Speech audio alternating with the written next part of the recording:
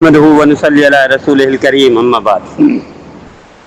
الحمدللہ علماء کرام کی میٹنگ اور اجلاس میں کچھ باتیں ہم طے کریں گے۔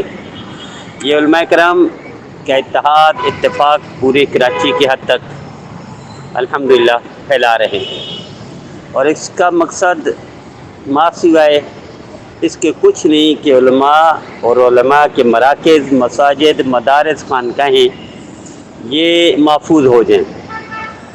ہمارا یہ اتفاق علماء کرام کا خلاف قانون بھی کوئی قدم نہیں اٹھائے گا، خلاف شریعت بھی۔ اگر ہمارے ساتھی میں سے کوئی خلاف قانون جائے گا تو بھی ہم ساتھ کھڑے نہیں ہوں گے، خلاف شریعت جائے گا تو بھی ہم ساتھ نہیں دیں گے۔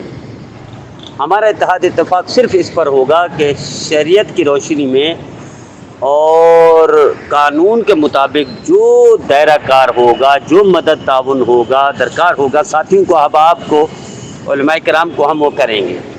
چاہے وہ فرض کرے راشن ضرورت ہے، دوائی کی ضرورت ہے، امداد کی ضرورت ہے، یا کوئی اللہ نہ کرے آپریشن ہے اس کی ضرورت ہے، اللہ نہ کرے کوئی تعاون ہے، گھر میں پریشانی ہے اس کے لیے ضرورت ہے، تو ہر قسم کا اتفاق اچھائی بھلائی علماء کرام کی ہم وہ کریں گے، کراچی کے علماء کی، کہ جو ان کی ضرورت ہوگی۔ بس یہ دو کام کرنے ہیں، شریعت کی روشنی میں اور قانون کے مطابق ہر قسم کا تعاون علماء کرام کے ساتھ کریں گے۔ یہی اتفاق ہے، یہی اتحاد ہے، تاکہ ہر قسم کی ٹینشن فری ہو جائیں۔